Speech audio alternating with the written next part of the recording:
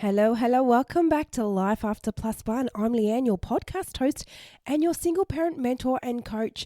And I just want to say before I dive into today's episode, that was a tongue twister, just a big thank you to everyone that's been on board and listening from day one and coming back twice a week. So a shout out to you guys. Love you all and thank you. And I'm so glad you're loving it. I'm getting such amazing feedback and I love it. So thank you all. And hello to all the new ones out there. Hello and welcome. Welcome to this fun place called Life After Plus One, where we are here to empower you so you can enjoy your journey of being a single parent. So hello and welcome to you all. And if you want to follow some more craziness behind the scenes, then jump on and check out my Instagram page. I am very active over there. Well, I try to be. So jump on and have a follow. A lot of reels, a lot of behind the scenes stuff at Life After Plus One. So jump on over there as well if you want some more single parent fun and some more feedback and behind the scenes stuff that you get in between the days of the podcast. So head on over there. Now, let's dive into today's episode, and I want to talk about, should I move in with my new partner? Welcome to the Life After Plus One podcast, where we turn life's lemons into delightful lemonade. Get ready for inspiring stories, uplifting conversations, and all the tips and tricks to rock your single parent journey with style. I'm your host, Leanne, and it's time to embrace the adventure of Life After Plus One. So let's dive in. Okay, so moving in with someone new. Should I do it? When should I do it? How should I do it? How do I go about it? I don't know. I'm scared. Am I making the right decision? It's a big thing, isn't it? Especially if you've gone through a toxic and ugly breakup with your kid's parent, the other parent, I should say, the father or the mother of your kids, and you've gone through a messy breakup. And now you've moved on and you think you may have found the one, and hopefully you have, and you're considering moving in together. There's quite a few things you need to weigh up. Now, the biggest thing I want to point out here is relationships do not work on a time frame. There's no rush. Doesn't matter if you're 64 or if you're 26. It doesn't matter how old you are. The best thing you can do in this situation is take your time. But you might be thinking, well, I know it's the one. It's the one. He seems lovely or she seems beautiful. We get along well. Of course it's the one. Why do I need to take my time for? Well, the biggest reason for that is 1, you have kids. 2, they probably have kids. And 3, you've been through a breakup before. You've been through a breakup with your kid's other parent, which is why you're here in this situation. And you've seen how difficult it is. You've seen how hard it is to start again as a single parent and then have to rebuild your life again on your own. Do you want to rush into something and risk going down that path again? And it's very easy to ignore red flags when you think you're in love or you might be in love. And it's very easy to see things, not see things that are happening. And because you're just seeing everything through rose-colored glasses. To you, everything's perfect. And it may be. And I hope for your sake that it is. But do you need to rush that decision? Because it's very easy to meet people that can love bomb us. And they blindside you and they make you think things and they make you believe that they're amazing and they're not. Now, I'm not saying that everyone is going to be like this, but I'm saying when you're in a situation when you've got kids and you've been through a messy breakup, even if it wasn't messy, starting again as a single parent is tough work. And do you want to risk going down that path again for something that you think could be right, but you're not sure? Now, let's be honest. Realistically, we're never going to know, are we? We're never going to know unless we give it a chance. You might be thinking, why don't I just give it a go? Why don't I just try? Because we're never going to know unless we give it a go, which is true. But you want to know in your gut deep down that it feels right. You don't want to make this decision because the other person is rushing you. And you don't want to make the decision on the basis of that you think it might be right. You don't want to make this decision as a I think or a maybe this could be the one. You want to make this decision based on, yeah, this feels good, this feels right. I'm happy with everything.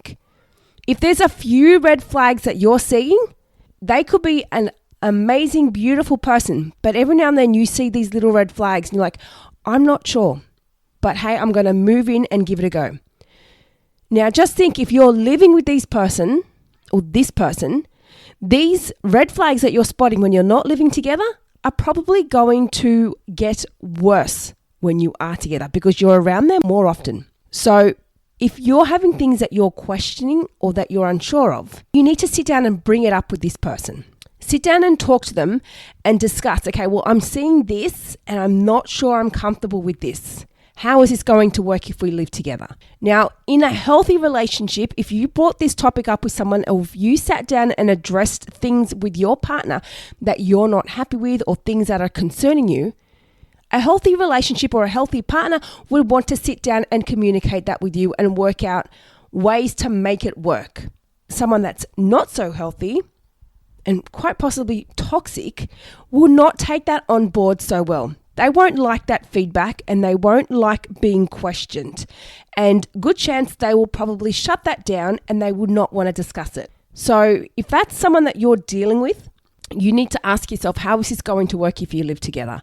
If you're going to move in with someone who's not willing to discuss things with you, that doesn't sound pretty healthy. But if you're having questions or doubts about moving in with someone, then you need to sit down and discuss these doubts with this person. And it's not a good idea to rush into moving in with someone if you are having doubts. And if you're not comfortable sitting down and talking to your new partner about these concerns of yours, then is that a relationship that you want to be in? Why are you scared to discuss these things with your new partner? Because that's what you want. That's what relationships are about. You want to be with someone that you feel comfortable with to talk to about anything. So you're having concerns or doubts or you're unsure of something, you need to be able to communicate this with your partner. And if you're in a position where you can't, then why are you in that relationship? Because you want someone that you're comfortable with, that you can talk to. Now, is that an issue with that other person that you're scared of how they're going to react? Or is that an issue in you where you're not confident enough to speak up about things?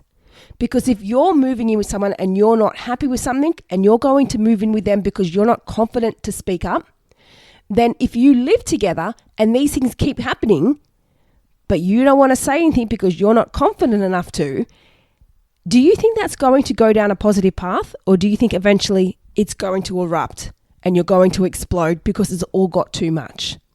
So if you're not confident enough in yourself to speak to this person, then that's something you should be working on before you move in with someone. Because you need to be with someone that you can openly communicate with each other when things are not right or things don't go your way. Not necessarily don't go your way, I should say, that don't align with where you're at.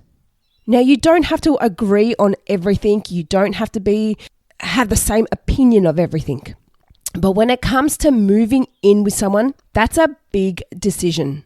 It's a big decision. So when it comes to making this decision, you need to be sure in yourself that this is 100% what you want. And if in some part of you, you're having a little bit of doubts where you're thinking, yes, I want to, but, then you need to hold off until you've got rid of that but.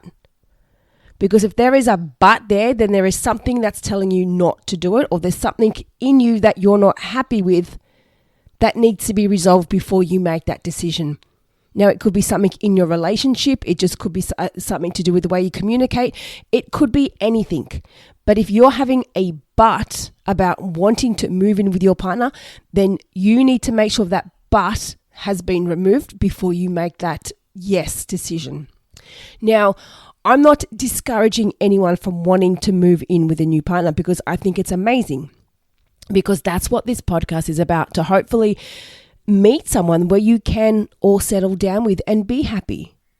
But you need to be happy in yourself as a single parent first before you do that. Don't just jump into a new relationship with the expectations that that's going to make you happy. You need to be happy in yourself and enjoy where you're at and confident enough in yourself to speak up and know your worth and know what you're wanting.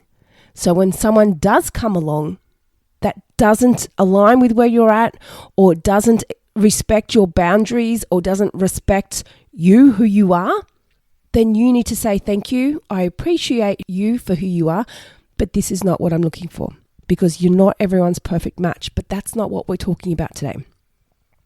We're talking about moving in with this new person. And it's fun. It's exciting. It's awesome getting to that stage. And really, as a single parent, that's what we want. You don't want to be alone all the time. You don't want to have to do everything at home all on your own. You don't want to have to deal with all the finances all on your own. You want to meet someone that you can share your life with and share your passions with and sit down and talk to at the end of the night. But don't rush it for the wrong reasons. Don't rush it because you just think, fuck it, I need someone to help me with money. Fuck, I need someone to help me around the house. I can't do this anymore. That's a wrong reason to move in with someone. If you have met someone and this is something that you are discussing and you are 100% on board and you have zero doubts, then you are making the right choice. Go for it. But if you have any form of doubts or question marks over your head about this decision, then you need to hold off. Because you don't want to put yourself back in an ugly position where you're stuck in a messy breakup and you're having to rebuild your life again from scratch with your kids. And you're left thinking, holy fuck, where do I go? What do I do? Now I've got to do this all over again. I thought he was the one, or I thought she was the one. Now, you're never going to know 100% if a relationship is going to last. It is kind of a gamble in a way, isn't it? But the stakes are much higher when we're older and we've got more things that we can risk losing. And a lot of us have already been through it before. So just make sure you're both on the same page. There's no one rushing each other. There's no one feeling pressure to do it. And you're both on board. So that's the biggest thing when you're considering moving in together. Make sure you're both on the same page. Now, another thing to keep in mind, it's not just a simple cut and dry thing like, okay, yep, let's move in together. That's it. And that's as far as the discussion goes. If you're moving in together with a new partner and you both have kids, there's a lot more that needs to be discussed and worked out between you. For example, discussing and delegating parenting responsibilities. When you're living with your new partner, are you going to be comfortable with them delegating responsibilities to your kids or being like a father or a mother figure to your kids? Because ideally that's what you want when you're merging two families as one.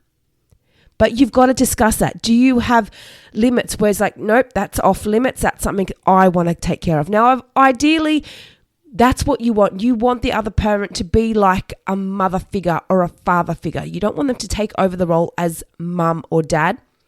But when they're living together, they are going to take on a role as a parental figure. So you need to discuss these responsibilities.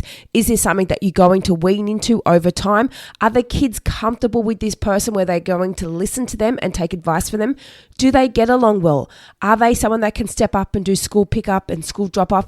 All these activities, all these responsibilities, you need to nut out and not just wait till you're living together. And it's like, oh, fuck, I thought you were going to help me with this. Never presume anything. When you're moving in with something, have it all worked out beforehand so you're not caught off guard in the moment and then it turns pear-shaped because it's not what you expected because you didn't discuss it all. Make sure you talk about everything. It's not just, should we move in together? Yes, let's do it. Where, my house or your house, or should we get a new house? It's all these other conversations about the expectations of when you are together that you do need to discuss. Are they happy for you to parent their kids the same way? Because there's a good chance that they will probably parent very different to you. No one parents the same as another person. We all parent very differently and we all have our own styles of how we manage our kids and when they've done something wrong or when they've done something right or in how we communicate to our kids. So we need to communicate that to our new partner when we're moving in. What do we expect of them? And what do they expect of us when it comes to their kids? So have that open conversation so you're not caught off guard and it's like, oh shit, I didn't realize they were expecting me to do that. Or, okay, well, it'd be nice if they could help me, but they just didn't want to step up because they might think that they're stepping on your toes. So be clear and open and honest about all your expectations once you're actually living together. Another thing to keep in mind is having your boundaries and sticking to your life and your schedule. You don't want to throw your whole life and everything you do up in the air because you're now living with your new partner. You want to keep your life as normal as possible, especially for the sake of your kids. Well, as a regular routine as what it has been. You don't want to change everything completely. If you have girls' nights, or you catch up with the boys, or you go to the gym, or you have a sporting activity that you participate in, don't all of a sudden stop these things because you're now moving in with a new partner. Keep your commitments. Keep your regular things that you do. And again, discuss this before you move in. Okay, Tuesday nights I play netball. Saturday mornings I go play soccer with the boys. Whatever it is, I don't know. You might have other activities. You might work certain nights. You might just like to get up and go for a walk in the morning. Whatever it is that you do, make that clear from the get-go. Again, you don't want to be caught off guard with that. So they know, okay, they're not home Tuesday nights. Okay, he's out Saturday mornings. Whatever it is, make sure you know, or you don't move in with each other and they just all of a sudden think, oh, well, I thought they were going to stop doing that because we now live together and we're like a family. I didn't think they were going to keep going. So make sure they know what your schedule is and this is how it works, because you don't want to be living together. Then all of a sudden they're like, oh, I'm not happy with that. I don't like that. And they're expecting you to change their life to suit them, or vice versa. You've both got to be on the same page with everything. And this is why I say it's not just a simple, yep, let's move in together. There's a lot of things to think about when it comes to making this big decision. And it's not all bad, but you've just got to communicate about it all so you know where you both stand.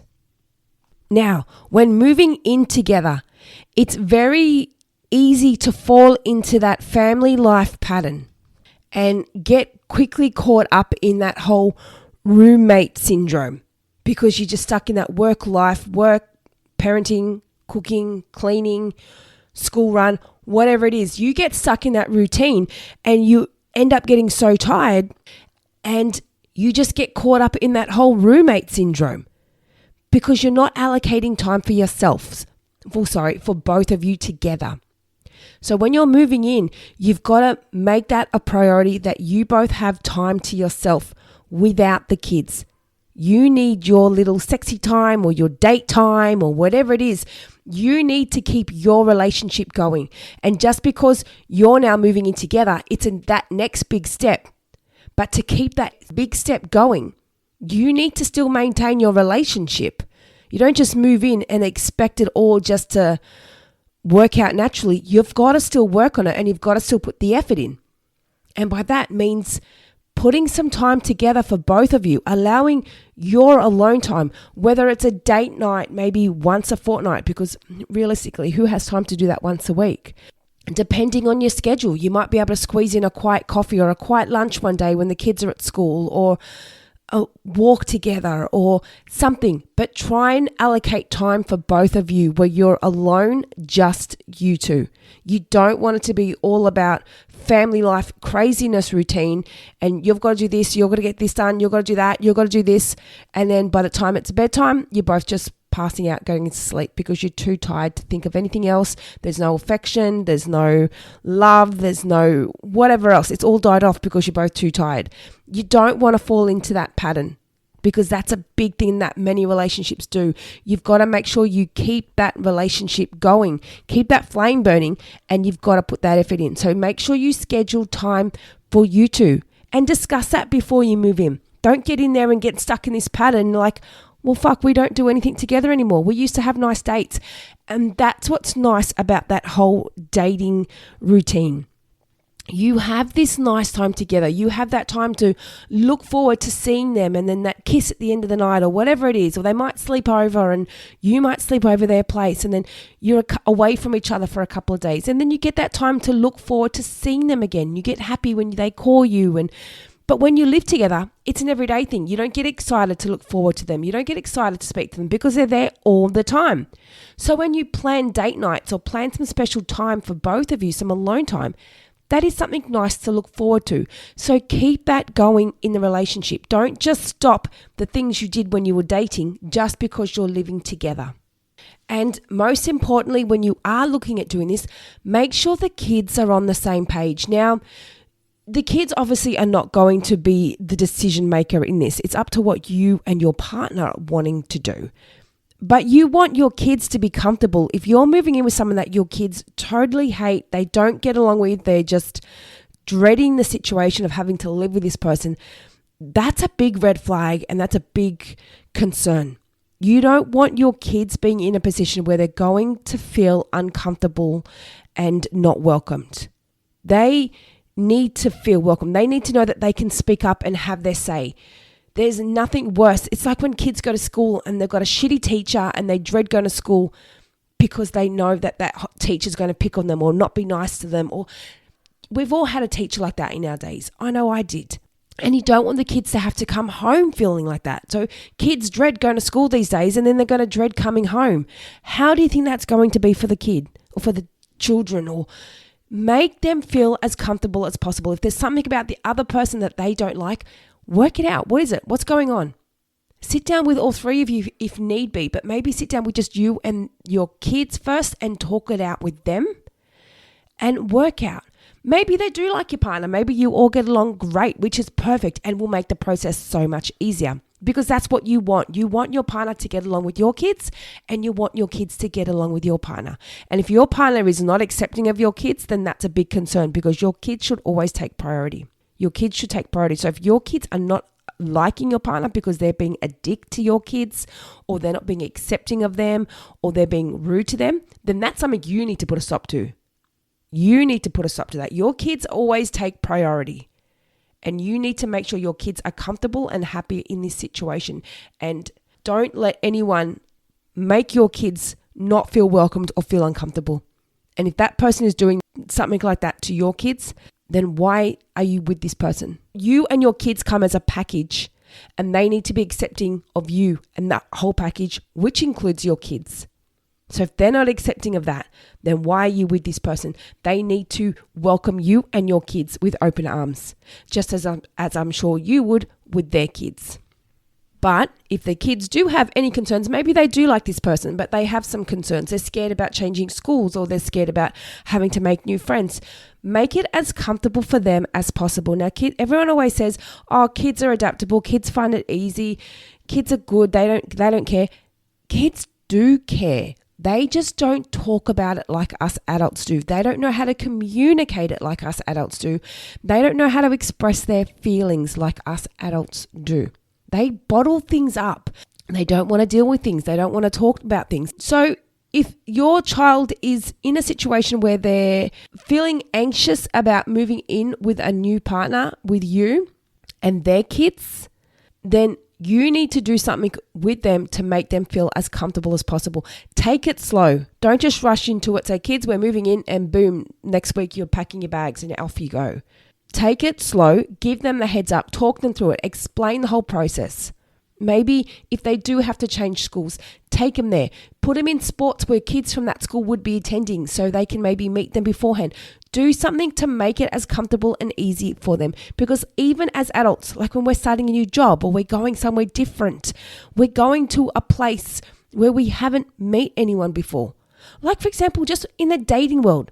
People are scared to go dating or to meet new people because they're scared. They don't want to step out of their comfort zone. And that's us as adults. So how do you think it is for kids going to a whole new school?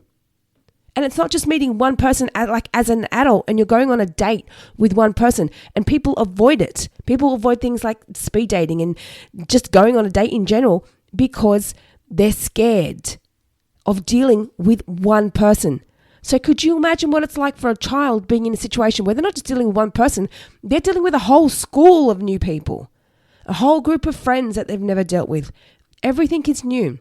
So take it slow, work through it with them and do things that you can do with them that can help wean them in, that can help introduce them to new people and make it as comfortable for them as possible. And another step when you're looking at doing this, and as much as most people will probably not be interested in doing this, it is the common courtesy thing to let your ex know and your partner's ex know because you're now living with their kids and you have another man living or another woman living with your kids. It is the right thing to do to let your ex know that that you have another person living with your kids. you're moving house with them. It is the right thing to do. And if they haven't met them then, if they ask to meet them, then yes, I think it is a suitable thing to do. You don't have to play secrets and hiding games. There is nothing wrong with your ex meeting your new partner. If they're going to be around your kids more than they are, and they're the parent, then yes, they have every right to meet the other person. If they ask for it, then yes. As long as it's not a toxic arrangement and there's no fighting and who are you? You're going to be around my kids. You better not do this. If it gets like that, then no, that's not healthy. I would avoid that kind of situation. But if it's something where it's just going to be civil, hey mate, how you going? I'm Mark. If it's just going to be something plain and simple, they just purely want to know who they are because they're going to be living with their own kids, then yes, do it. And then also when it comes to time of pick up and drop off, they may have to come. Your ex will probably have to come to this new house where your new partner's living. There might be time when you're not home and they will have to interact with your new partner. There's a lot of things that you've got to take into consideration. So your ex and your new partner's ex should be made aware of this situation. And if they do ask to meet your partner, or if your new partner's ex asks to meet you, then yes, you should be on board with that and make it as calm and as friendly as possible. And you don't have to be all fakey fake or whatever, but for the sake of the kids, cut off all emotions, cut off any issues that have happened in the past between you and your ex or between your new partner and their ex. Cut it out. It's now all about communicating for the kids. That's the only reason why you guys are all interacting, is for when it comes to pick up time and drop up time of the kids. And if you choose to interact more and you get along well, then that's amazing. That's great. And it shows the kids how healthy relationships can be built. But if you can't get on well and in a friendly manner, then keep it as minimal as possible. But it is highly recommended to try and cut off any emotions or issues you have towards your ex to make this a smooth transition and a smooth co-parenting arrangement, especially while the kids are already anxious. They don't need you fighting with their other parent when the kids are all possibly already worked up. They're moving again after already moving home from where they possibly already lived, and now they're moving again because you're moving in with this new partner. It's a big thing for the kids. So make it as smooth and as easy as possible. Even if it's hard for you to bite your tongue and act super nice to your ex or act super nice to your new partner's ex, it doesn't matter. It's not about proving a point. You don't need to prove a point to anyone. It's not about tit for tat. Just smile. Nice to meet you. Yes, thank you. It was lovely. Whatever. Say what you got to say. Who knows? You may even get along. But just try and think of the kids when you're in this situation. They don't want to see you fighting with the new or the ex or whatever else, or the other parent fighting with your new partner. No one needs that. You don't need that. Now, just lastly on this, I don't want to sound like a negative Nancy, but you do need to be prepared in the situation it doesn't go well. Have you got a backup plan or somewhere to go if this doesn't go your way? If, just say, for example, you might have been renting and you've let go of your lease to move in with this new partner, or you were owning a home and you're now renting it out, and whatever the situation is the situation that you're now moving into, if something happens where it doesn't work out and you break up with this partner, is it easy enough for you to move out, or him or her move out, whatever the situation is, and you can both start your life again and go your separate ways? That's what you got to think of. Now, I don't want to sound, like I said, a negative Nancy. I don't want to put a dampener on the situation, but it does happen and you've got to be realistic. You don't just want to sell all your furniture and get rid of your home and get rid of everything and move jobs and change schools and do everything, and then 6 months down the track, it hasn't worked out. And this goes back to my previous point of why it's so important to communicate everything, because you don't want to be in a relationship where you've just come home from work and you're cooking and you're doing everything else, and they're just sitting on the lounge and you've got your kids asking you for help, but your new partner's not helping because they think, oh, it's your kids, I probably shouldn't get involved. And then meanwhile, you're getting the shits thinking, well, why don't they just get up and help me out? But they're not helping you out because they think it's wrong for them to get involved because it's not their kids, it's your kids. Things like that. People just mentally process things in a very different way, and they think that, oh, I'm not going to get involved, so I'll just stay out of it and I won't do anything, I'll just stay here and watch TV. But mind you, realistically, them sitting there watching TV is causing more shit because they're not doing anything at all, but in their head they think they're helping out because they're not doing anything, they're not getting involved. But that's what you want a partner that's going to get involved. And little things like that, that's how arguments and issues are caused, because they just think, oh, I don't want to get involved. Oh, it's her kids. Oh, it's his kids. Oh, it's this. Oh, it's that. This is why it's so important to communicate all your expectations or what you're expecting with the responsibilities, with the chores, with everything, and how you're going to co-parent and how the families are going to merge together and how that's all going to work. You need to have that planned and not just like write everything out. Okay, right, you're going to do this, you're going to do this. No, just have a bit of an understanding or an expectation of where you both stand with each other's kids and how it's all going to work with your schedules. Be open and clear about everything. This is why it's so important, because the more communication that's been had about this whole process before you move in, the less chance you have of it getting screwed over and one of you end up, or probably both of you, getting massively screwed over and having to start again. So be super, super clear, because this is why most of the time relationships fall to the shit, because there has not been clear communication about each other's expectations. Don't just sit there and think, oh, they think this, so I'm not going to do this. Or they think this, or I'm not going to say anything because they'll just get the shits of me. Never presume. Never presume. And sometimes someone might have come home and had a shit day at work and you're just not interested. You're just not talking. You just think, oh, I just wanted you to talk. But they want you to help. They want you to support. So just sometimes say, hey, do you want me to listen or do you want me to give feedback?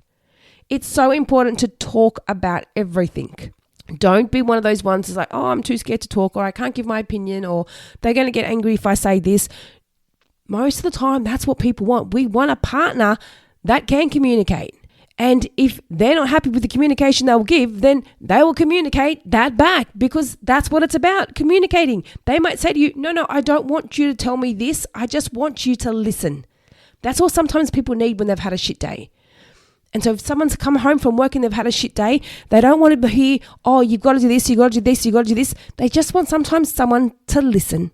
And that's, again, coming down to the whole communication thing.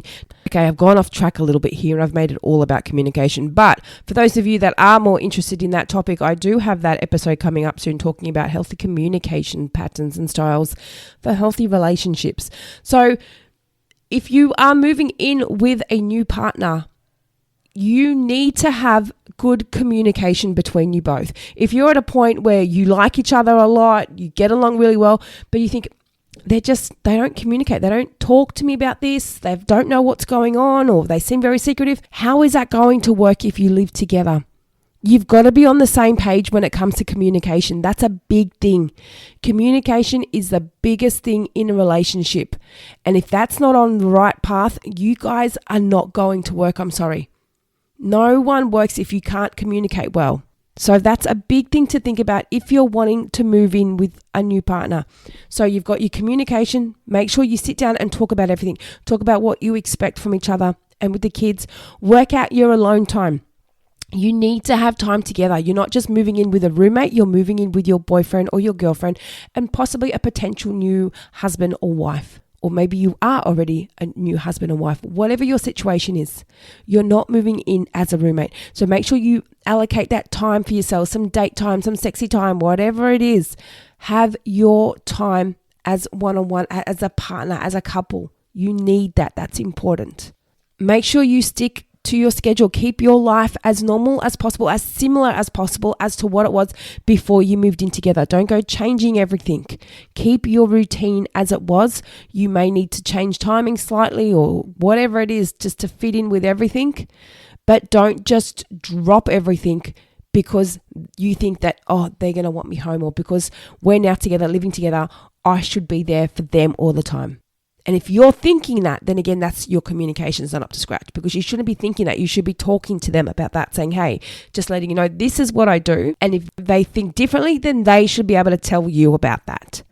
Make sure you both let each other know about your schedules and keep that as similar as possible as to what it was prior to moving in. And with your kids, make that process as smooth. Make it an easy transition for them. Keep them in the loop of what's happening. Let them know when, where, how, their bedroom routine, the parenting routine. Let them know how it's all going to work out. You want them to feel comfortable. And if they're not comfortable, or if they're not sure, you need to sit down with them and do what you can to make sure that they are. You don't want your kids living somewhere where they don't feel welcomed, or they don't feel happy, or they're feeling uncomfortable. Now, good chance, most times, in most situations, I should say, the kids will like the new partner. You'd like to think anyway. So if they don't, get them on board. And if your partner's not liking your kids, then why are you with them? I'm sorry. I couldn't be with someone that didn't like my daughter. There's no way. Like I said, you come as a package, and they should be on board with your kids. And as I just touched on not that long ago, make sure you've got a backup plan. Don't just sell all your furniture. Don't just get rid of everything. Don't just use all your money in savings towards a bond or a deposit or new furniture, and you've left with nothing in savings. So if something does happen, you're now got nowhere to go.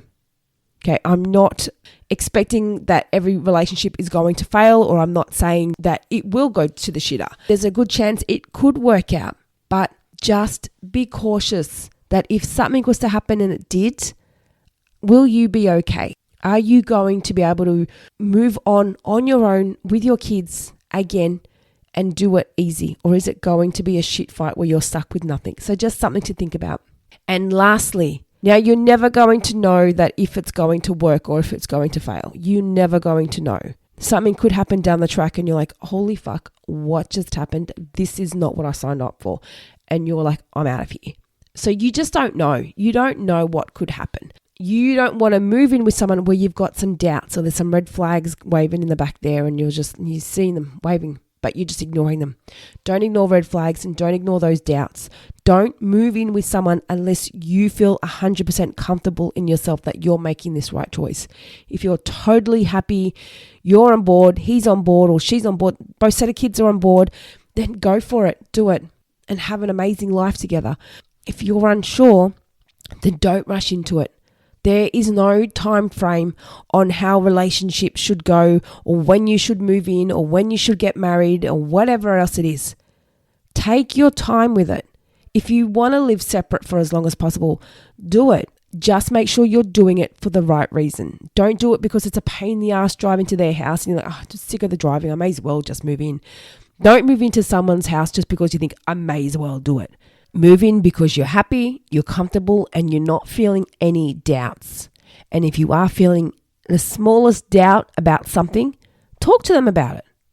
Talk to them. Just say, I'm really keen for this, but I'm not sure about this. Let them know.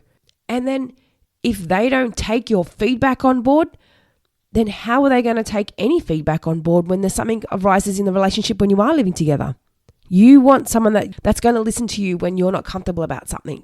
So don't be scared to bring up how you feel, because that's what you want. You want to be able to talk about these things. And this partner is not accepting of listening to how you feel, then are they the right partner for you?